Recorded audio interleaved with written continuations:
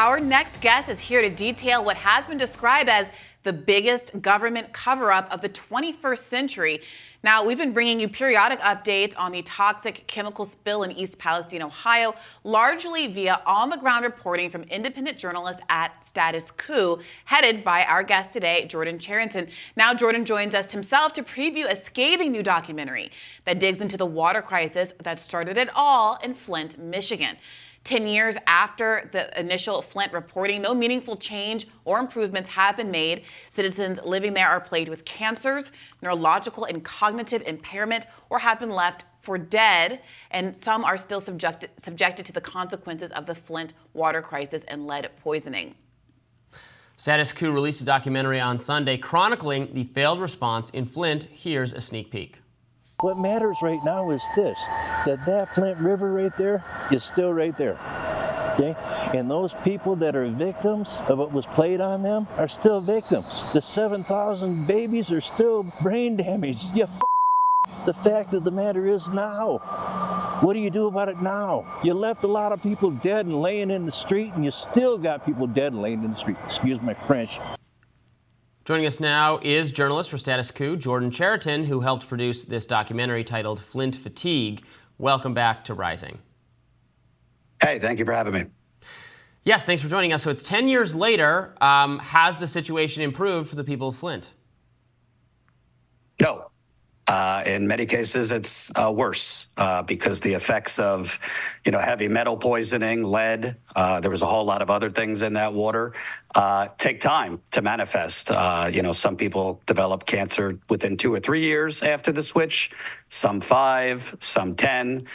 There is epidemic of cancer, kidney failure, liver disease, not to mention the permanent damage in children when we're talking about learning disabilities, volatile mood swings, which manifest into crime, autism, and other effects. And they do not have free health care from the government, where other places with similar disasters have gotten that. And really scandalously, no one has been held accountable criminally. Jordan, remind us that this isn't just a kind of an environmental catastrophe, but a political cover-up that also implicates people who were considered at the time to be good faith actors like President Barack Obama.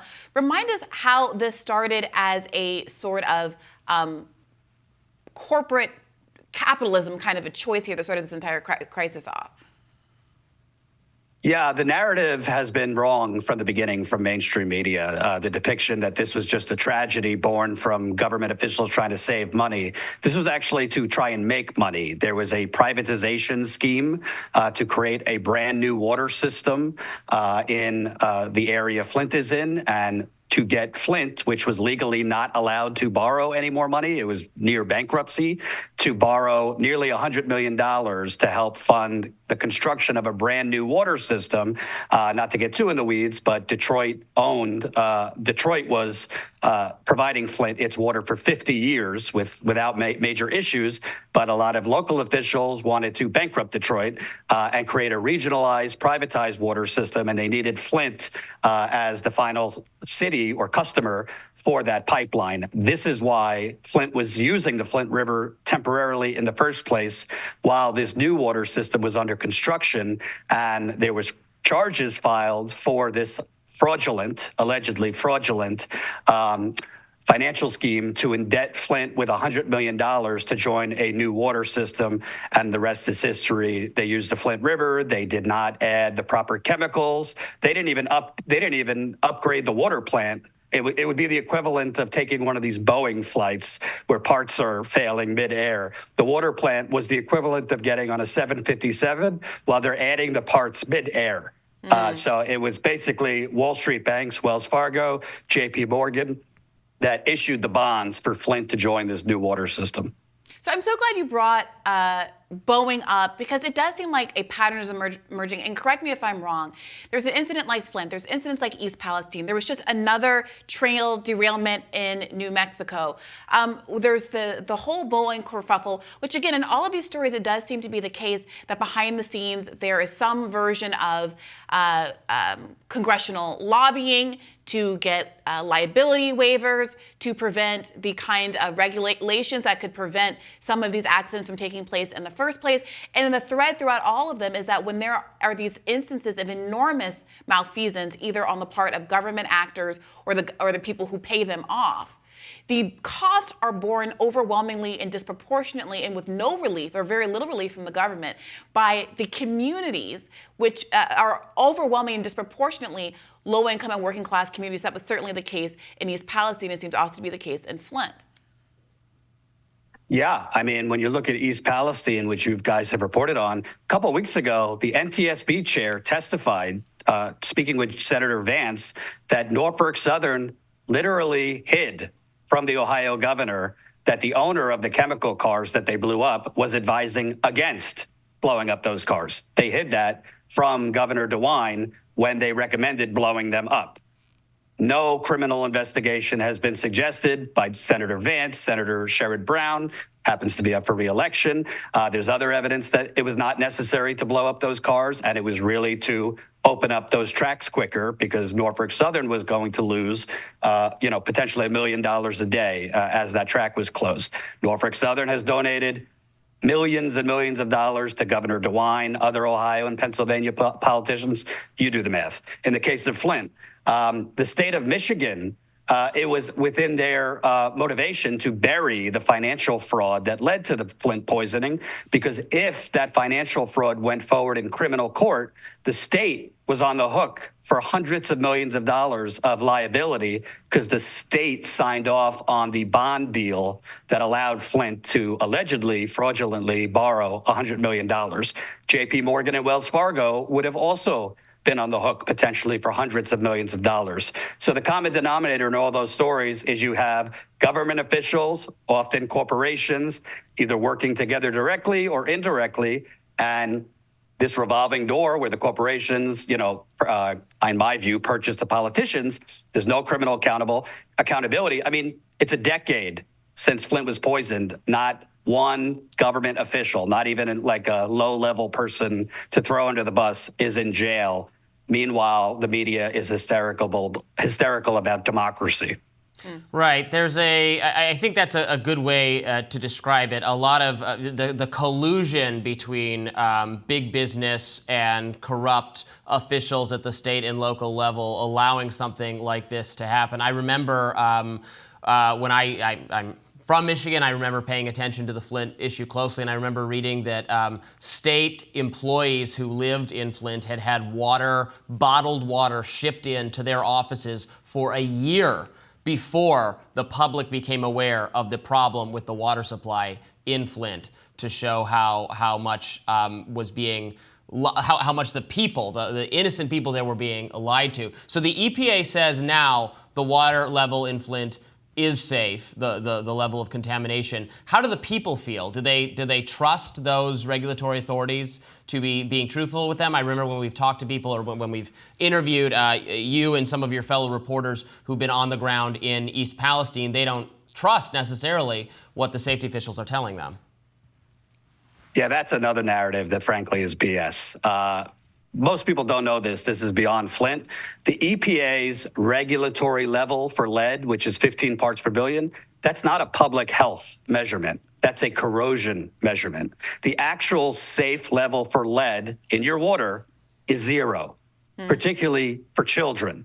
There is no safe level of lead in your water. Everybody is different. So, Robbie, you could have 15 parts per billion in your water, and maybe you have a great immune system and it doesn't affect you. I could have 3 parts per billion. I would be dead. I could have 3 parts per billion and it could destroy my system and cause me cancer. There is no safe level. People have been fighting to strengthen these regulations, and it's not just lead. The EPA's regulations on a whole lot of chemicals are set based on corporations lobbying them, not public health. So common sense, 10 years later, they have not changed all of the pipes in Flint. They have not touched the pipes delivering water underneath the street. That's the main pipes. They have not fully replaced the service lines. Those are the water pipes from your curb into your home. And they have not touched the interior plumbing in people's homes. That's why we named the documentary Flint Fatigue, when former Mayor Karen Weaver asked current Governor Gretchen Whitmer, who the media is slobbering over, to run for president in 4 years.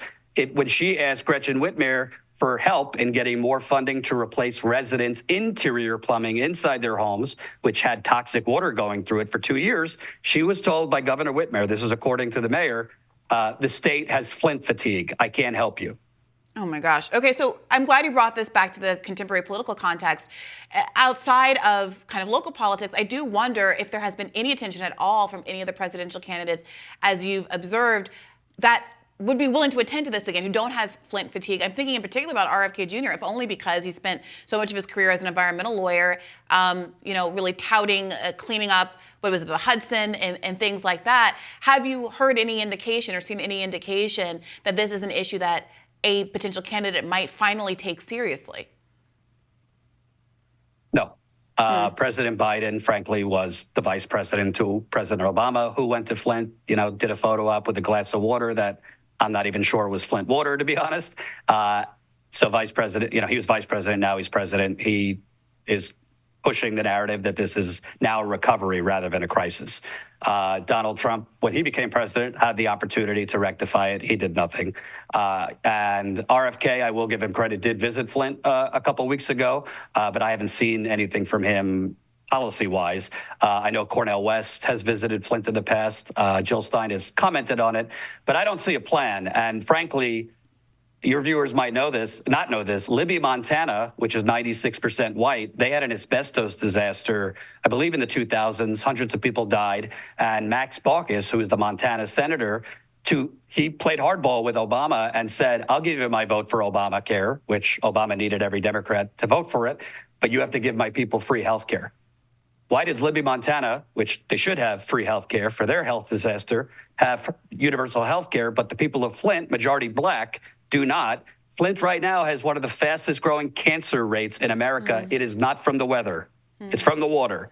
They don't have universal health care. The pipes haven't been replaced. No one is in jail. And I talk to residents who are begging for help for their kids, for learning disabilities, special education needs, mental health therapy. There's a huge increase in teen suicides because those teens were kids when this happened. And lead damages your brain. It affects your mood. I want people to know, and I hope they get from the documentary, this is not, people become numb to the word crisis because we have a crisis every day in a variety of different topics. This is still a crisis. It's not better. It's a disaster. I talk to residents who are still getting rashes, still getting discolored water, still smelly water. And I already mentioned the cancer and other things. Jordan, thank you so much for, one, continuing this reporting when so many others have been fatigued, and for joining us here today. Can you let the listeners know one more time where they can find your documentary? Yes, thanks to Breaking Points, who premiered it yesterday, so you can check it out on Breaking Points channel. We also have it on our website, flintfatigue.com, where you could watch the documentary for free. And we also have behind-the-scenes content, and the full interviews for the documentary are on flintfatigue.com. Thank you, Jordan. Thank you.